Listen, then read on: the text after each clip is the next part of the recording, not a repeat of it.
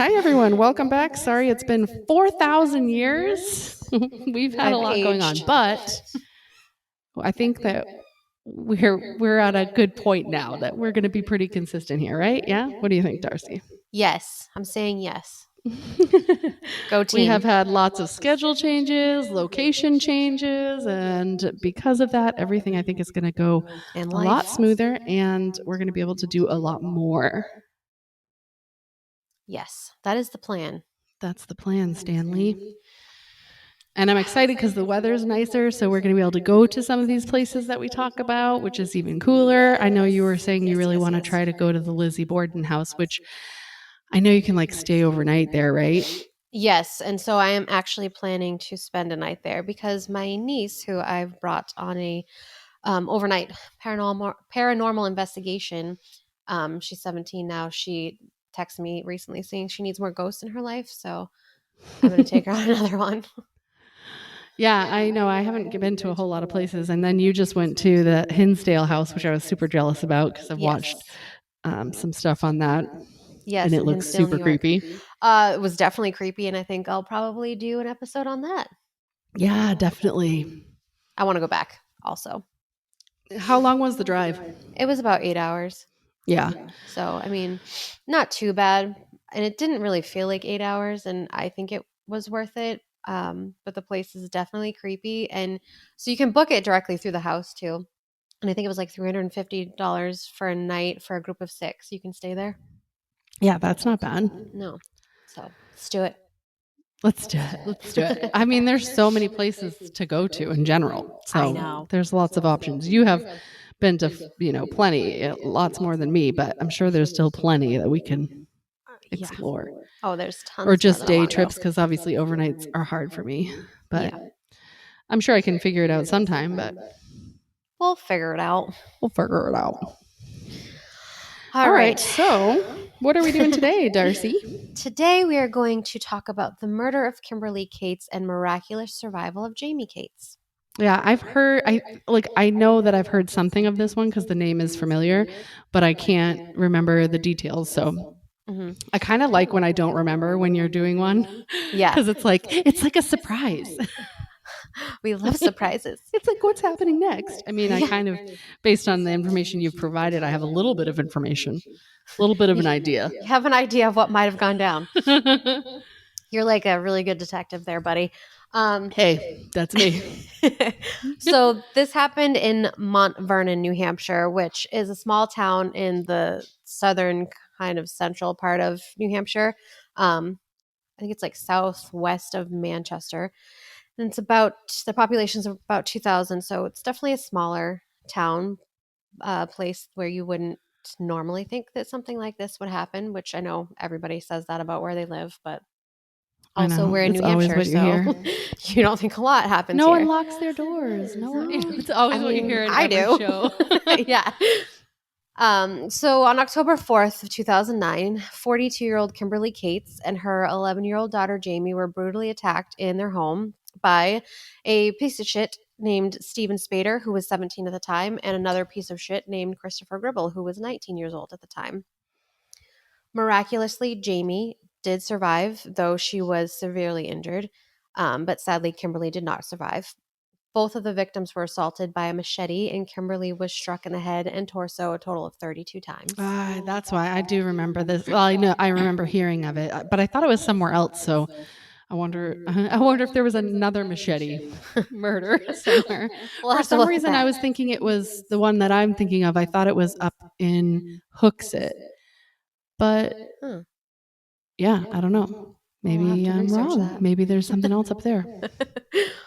Well, there's more research that needs to be done.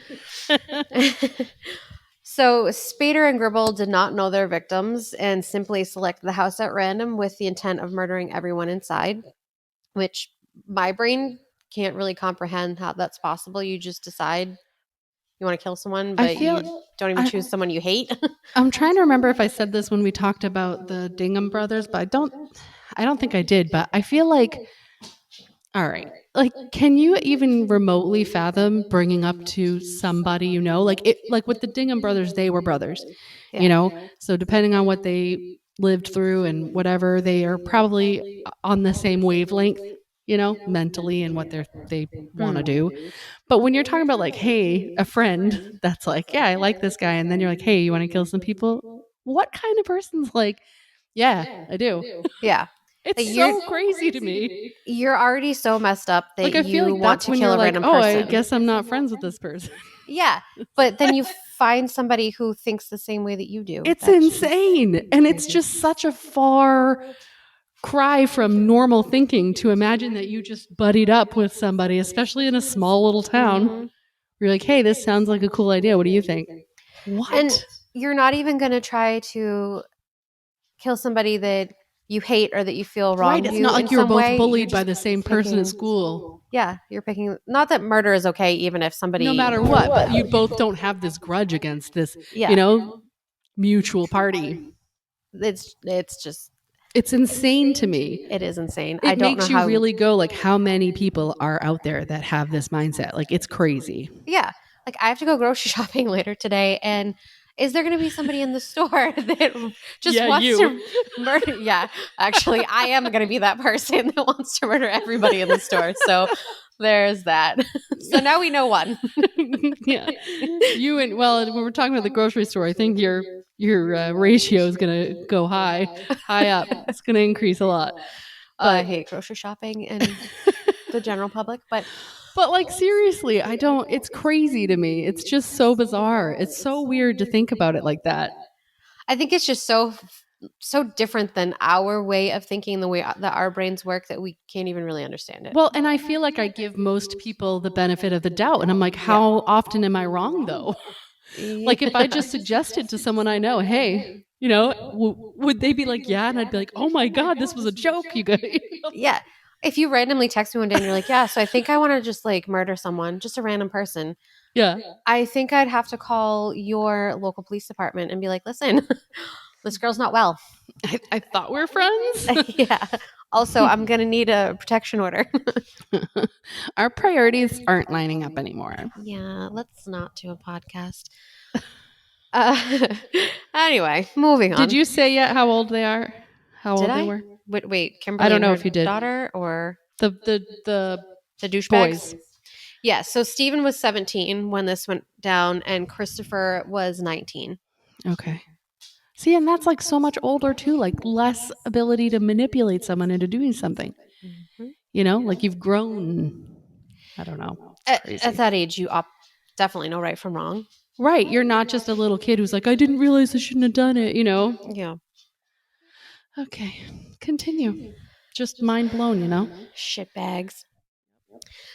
Kimberly was described as a well-loved nurse and an Ohio native. She and her family moved to New Hampshire in 2004, partly because of the safety and community offered by the area. Ugh, I was just thinking that as you said Ohio. I was like, oh my God. Yeah. And then they this came here because happens. it's safe.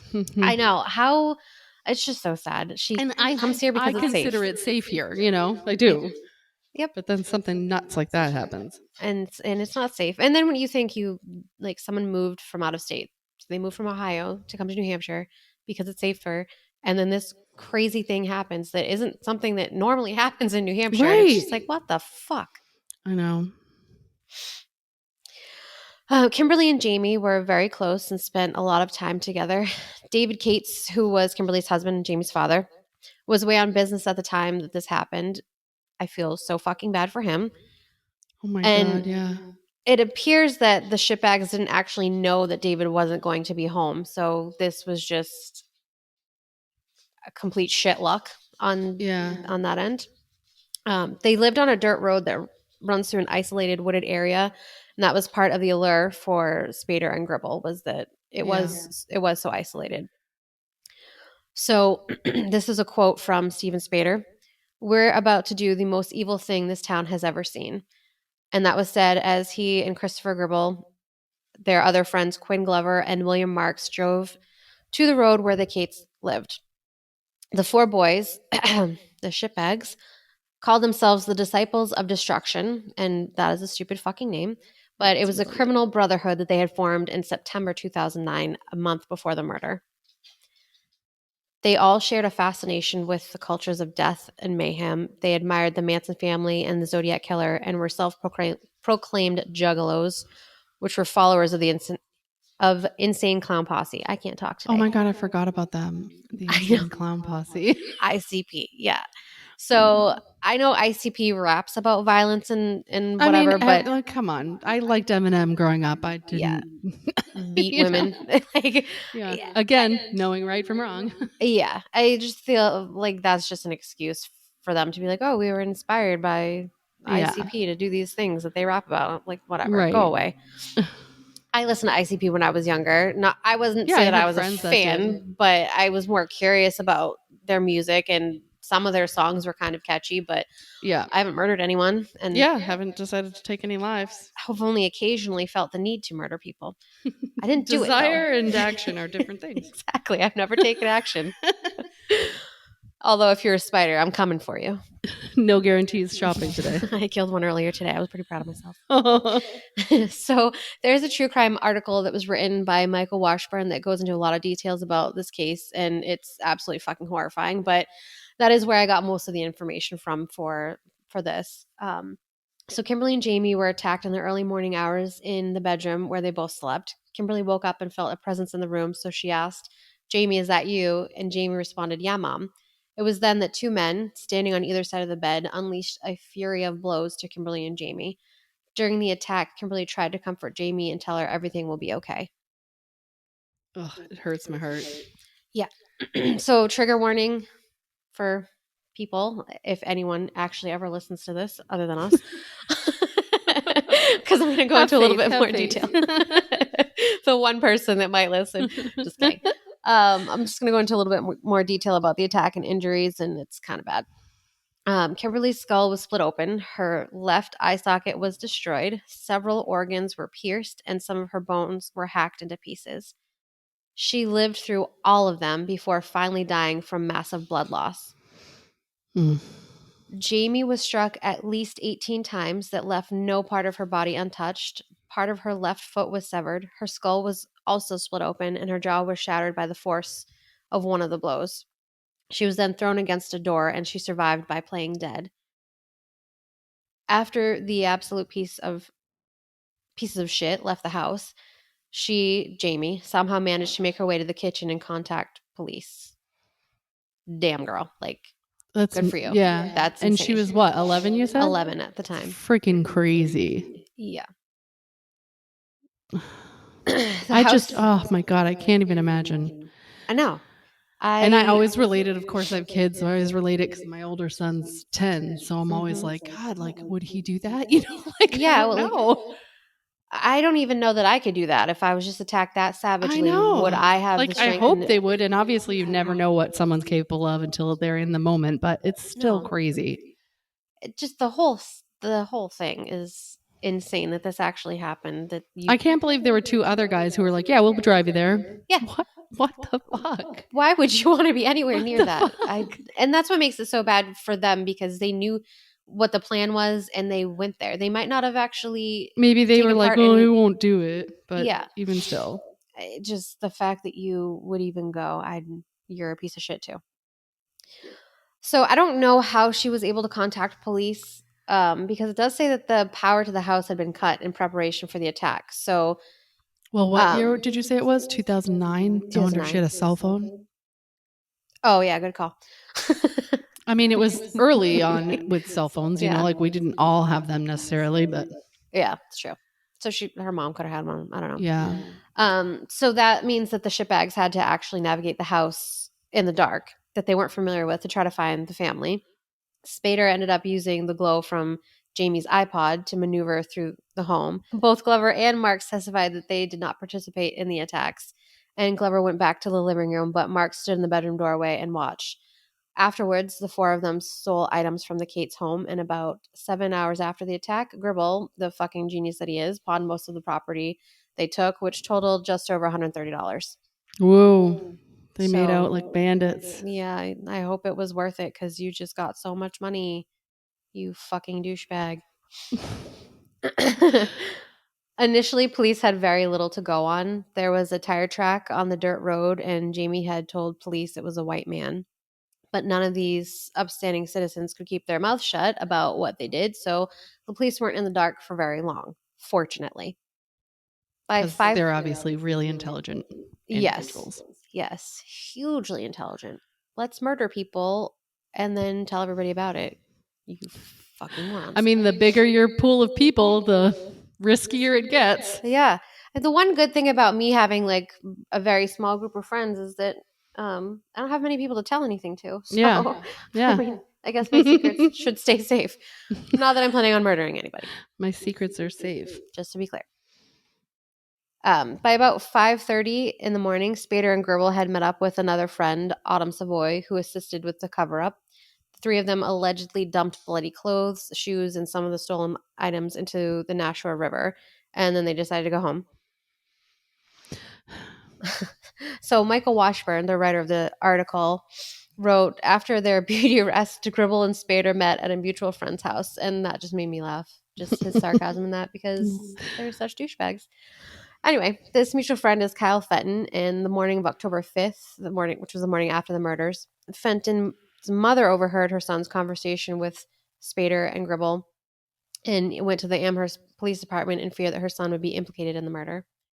Way to go, Mom. Good for you. Yep. We hear so often that people overhear conversations, or people are just directly told about things and they just keep their mouths shut and don't do anything about it. So finally, in this situation, somebody actually opened their mouth and said something. Well, I was watching something and I wish I could remember what it was in reference to, but it was like, if you found out your child did whatever. I know what it was. It was about they had prevented like two school shootings or attacks. One was like supposedly supposed to be a shooting, and one would have been like they were going to bring a knife to school. And these were this was very recent. And it was like the parents are the ones who brought them to the police because they found stuff in their room and stuff. Yep. But it was some video or something on YouTube that was talking about it, and they were asking like, if it was you, would you turn your kid in? And obviously, most people were like, yeah, but there were people who were like, I don't think I could. It's like, what? Yeah. Your kid hasn't done anything yet. If they do, they're going to ruin their life too. So you're not saving anybody. No. I have never birthed a child. I have stepchildren. But if they did something like that was horribly wrong, yeah, I'm turning them in. Well, and like I said, if you don't and they decide to go through with it, they're ruining their lives and other people's, because oftentimes they either are shot and killed or they kill themselves, after killing all these other people. So why wouldn't you want to turn them in? Yes, I understand that it's your kid, and as a parent, you want to protect your child, but you got to haven't draw a done line anything somewhere. wrong yet, though. Yeah. Just I don't know. Yeah, I just couldn't imagine. No, it's a tough spot to be in for any parent. Yeah, I'm sure, but an ambulance just drove by my house. I think they know something. Actually, too. There we go. I feel safe. So it's literally within hours of them committing this attack and this murder that they're bragging about it to their friends. So apparently getting caught was nothing that was something they were concerned with at all. And it just goes to show to me, too, their insanity. Because I feel like, I don't know, I feel like that's the period of time where if you have any conscience, you're going to be like, oh shit, like really going, what did we do? What did we do? Yeah. But if you're not and you're like chatting it up casually, it just goes to show really how unstable you are. You're bragging about it to your friends. Yep. That's disgusting. It's just crazy. And again, crazy to assume that anybody's going to think like, cool, man. Yeah, you just assume that all of your friends are going to think that it's cool, that you're cool for doing this and no one's going to say anything. You're that confident or delusional? No one said they were smart. Yeah, no, I never did. During the trials, the true horror of this crime came to light. Basically, they attacked the Cates family simply because they could. They did it for the thrill. They killed because there were people that could be killed. So Senior Assistant Attorney General Jeff Streitzlin, I think that's how you say it, if not, sorry, said at Spader's trial that Spader admitted his work. He enjoyed it. He liked running it through his head afterwards. That's disturbing. Yeah. I mean, I know like a lot of serial killers, you hear that they like to replay what they did over and over again and they enjoyed it. Yeah. I just blows my I mind. feel like that's kind of where I feel like it's one thing to, m- you know, cause a horrible crime like that and then afterwards go, why did I do that? But it's a whole different thing and speaks incredibly to your, mental stability if you are like turned on by it or like excited by it, like, because that's usually what you hear of. They do it because it makes them feel excited and whatever. Yeah. So, yeah, I feel like there's probably a good amount of people who've killed people out there who, after they've done it, are like, I can't believe I did that. Whereas the really messed up ones are like, that was awesome. Yeah, like Steven Spader, who liked to Yep. running it through his head afterwards. So he liked to keep reliving the moment and thinking about it. That's disgusting. Yep. You did something so horrible and you like to keep thinking about it and replaying it in your head. You are So messed up. fucked up. I, on the other hand, do something stupid and then will sit there and dwell on it and replay it in my head I over just and thought over of those again. things you see on like Facebook that's like, oh, actually, I think a friend just recently tagged me in one and it made me laugh so much. Let me see if I can find it really quick because they're so funny. 3 years ago, a cute guy I worked with wanted to give me a fist bump. I thought he was pretending to hold an invisible microphone, so I leaned forward and said, hello. That's the kind of stuff that I would do. I know. And then you're like, well, I guess we'll never talk again. Yeah. Or like this one really killed me. It says, my dentist asked his assistant to suction the water out of my mouth, but I thought he was talking to me, so I sucked his finger. I'm mortified. I love meant those to say things. hold on for a second and give me a minute to a customer, and it came out as hold me for a second. Oh no. Just makes me this feel one's better good, about Darcy. me. This one's good. It says, I was at the airport and the TSA agent told me to scan my license face down, but I just heard scan your face down. So I put my face on the scanner and waited. It says, I wish this was a joke, but no, it happened, and the TSA guy could not stop laughing, and now I have to go into witness protection. I die. That would kill me. If you do something like that, are you just too dumb to fly? Do they tell you that you can't do it? I'm sorry. I love those things when We they can't have say it you on and the then they're like, plane. so I've been dealing with that all day. Yeah. Yes, but that's the kind of stupid shit that I do, and then I just keep dwelling on it. Like, why did I do that? I'm so dumb. Oh my god, I'm never gonna forget about this. So It's that's 3 what I in the replay in morning my and you're head. like in bed like, what is wrong with me? Yeah, exactly. I will wake up from sleep and be like, oh my god, I can't believe I did that. It is real life. It wasn't just a dream. It's so funny. This one says, hold on, one more. One time I went to hand someone a bowl of hot soup and my brain tried to say, careful, it's hot, and here's your soup. So instead I blurted out, careful, it's soup. Soup is dangerous. I love those things. Oh, so funny. Okay, my cheeks hurt now, so I gotta calm the fuck down. Yeah, you need to calm the fuck down right now. Get your shit together, man. Pull it together. We can do this.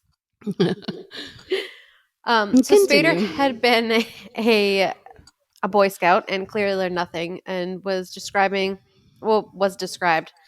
I can't read my own writing. He was described as aloof and a bit of a loner. Well, he learned how to quietly move through a house in the woods. Right. I have some other words that I would use to describe him, but anyway, while awaiting trial, Spader had actually wrote an open letter calling the citizens of New Hampshire uninformed idiots. Well, thank you, sir. And calling out David Cates for openly opposing the inclusion of Marks and Glover in their high school yearbook. So he was mad that those two people were not in the yearbook. And says the guy who went and talked to everybody about it and got himself caught. Yeah. Yeah. You're way smarter than the rest of us. They were involved in a murder. They didn't actually murder anybody or attack anybody, but they were there. So fuck you. I wouldn't include them either.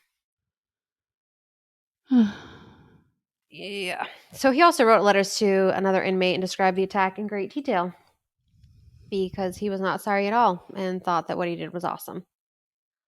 During his trial, Stephen Spader's, his defense attorney alleged that Spader had wrote those letters and bragged about the crime because he wanted attention, not because he did the crime. Really?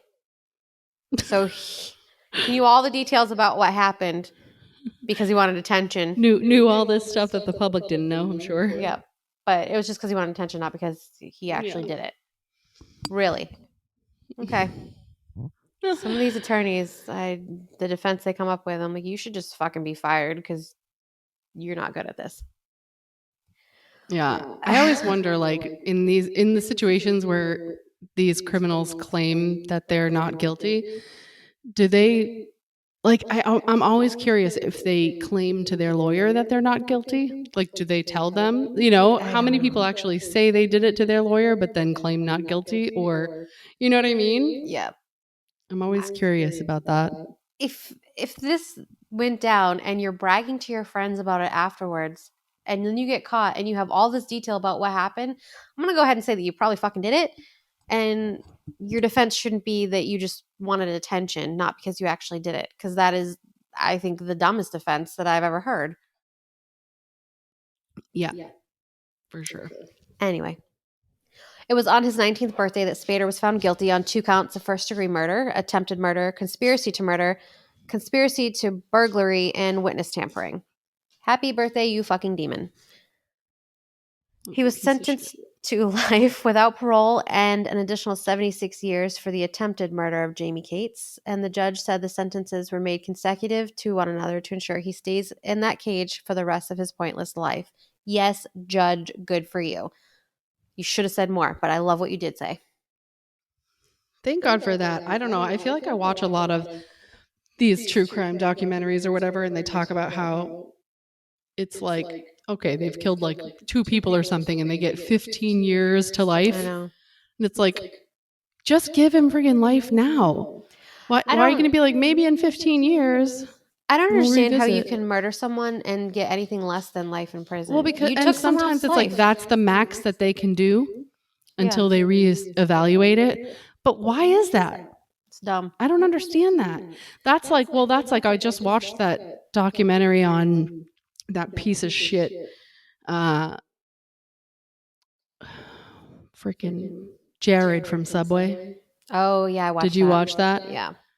That guy's so disgusting. I knew of it, but I didn't know it's bad. I didn't know how bad it was. But it's like he's able to get out in like freaking 5 years or something. Right. He's not like really 14 kids and he can get out in 5 years? No. People like that, I'm sorry, you can't change them. He's not fixable. No, just leave them in there to rot. Yeah. And that is what should happen to all of these people. Yeah. So Christopher Gribble was Spader's second in command, and he is accused of slashing at Jaimie Cates with a knife. He too was a Boy Scout and also learned nothing. Prior to getting involved with Spader, he was considering joining the Marines. I don't think our military needs you in it. Fuck off. Prison is where he belongs, not in the military. But in December of 2010, he pled not guilty by reason of insanity but admitting to the crimes. However, it was reported that in his statement to police, he had said that he wanted to kill someone for a long time and was disappointed he didn't feel any emotion following the Cates killing. He admitted he and the others had planned to burglarize the home and kill anyone inside just for fun. Are you fucking for fun? It's like you want to burglarize someone's home, you're a fucking idiot, but whatever.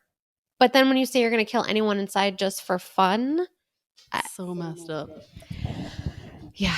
He ultimately was found to be sane and given the extent of planning before the crime and the attempt at covering it up afterwards, which I don't think there was any attempt, he was sentenced to life without the possibility of parole plus 50 years. Yeah, they didn't attempt to cover it up. They were bragging about it. They were pawning the stuff that they sold. I mean, and I guess if in the case that they didn't try to cover it up, maybe insanity would be something to consider. But yeah. But bloth. That's a word. I love that word. It's my favorite. Bloth. I don't know what it means, but it's bloth. You're so bloth. Anyway, favorite word. Glover and Marks both accepted plea deals and they testified against Spader. I don't know what the plea deals were that they accepted. I didn't see anything about that, but they got something, I guess. And Jaimie, during the trials, was concerned about how hard the prosecution was working, so she baked them chocolate chip cookies. Fuck off. I think that is so cute, but the prosecution actually took one of the cookies and wrapped it in a napkin and left it on their table in the courtroom for the duration of the trial to bring them good luck. Oh, And I think that's so cute. I want cookies. Actually, I do too. I always want cookies. Have you tried the gluten-free Oreos? No. They're amazing. You cannot tell Are they're they any gluten-free. different than regular Oreos? No, you can't taste any difference. Then you could have just asked me if I've had Oreos. Fuck off. Just saying. Asshole. Try the gluten-free ones. Just saying. Actually, I'm not the biggest Oreo fan. What? Yeah, I don't know. I think they're kind of fucking lame. I don't get the draw. Because they're delicious. I don't. They're like brown crackers. That's They're such black. a funny combination. No, I like Panera has this kitchen sink cookie. So good. Is it made in the kitchen It's like sink? caramelly chocolate chips. It's got like some salt to it. It's so good. I'm hungry now. I'm gonna go get food after we do this. We must eat. I'll wither away. I mean, I have a lot to go before I I do wither too. away, but I want to make sure survive that I don't. forever. Yeah. Zombie apocalypse, here I come. I think I'm good for a solid year at Yeah. least. Same. At least. I don't know. You're capable of a lot. I bet I have a lot more than a year. I'm not gonna try it. In I'm a not year, gonna, I would be down to like, average. right? Then Like I your have another year to BMI go is within before I'm normal like range. malnutrition. Okay, so I love our New Hampshire has positivity talk. Yeah. I don't know how to segue back to this, so I'm just going to do it. New Hampshire has a reputation of being the most conservative state in New England, though we have not executed anyone since 1939. We only have one prisoner on death row who was convicted of killing a cop. And at the time of the murder, none of the 4 shitbags would have been eligible for execution due to their ages. So, do we have death row? Like, do we have the death penalty? I didn't even know if we did. Yeah. And we have one prisoner on death row. And I'm surprised. Like, I have always thought, I didn't think of us as a conservative state. I guess we are. I don't know how you can be conservative, but then also your state motto is live free or die. That seems like it goes against each other, but okay. All right. In 2019, WMUR, which is our local news station, covered the Kimberly Cates Scholarship Tournament, which is an event named in honor of Kimberly. In attendance of the tournament was Jaimie Cates, who spoke with WMUR, and she was reporting that she's in college studying public health, was enjoying playing field hockey again, and was about to graduate. She said she lives every day like it's her last. Yeah, she's still young. Yeah. And like as what, of like 25 or something now? I don't know. You're asking me to do math, and I can't do that. Yeah, that's like my real quick, probably wrong math, but somewhere around there. Mid-20s. That math sounds like it's math, and I'll go with it. Totally mathing it up. Totally mathing. I don't math, so I'm not going to try. As of 2019, the Kimberly Cates Memorial Fund had given out more than $250,000 in scholarships to students who continue her legacy of helping others. So if you'd like to learn more about the fund and or to donate, you can visit kimcatesfund.org. So that's KIMCAT as in Tom ES.org. And you can also find out more information there regarding their annual Kim Cates golf tournament. So I would encourage everyone to donate if you can or somehow get involved, because I think it would be awesome to continue to support her and her legacy.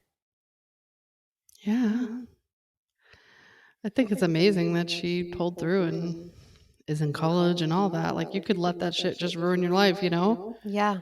And so I watched the news. I watched that video of her talking to WMUR, and she just seems like a relatively normal person. I know that normal is subjective, but just everything that she's been through. It's crazy that she's done as well as she has, and her dad are really close. He was on there talking a little bit too.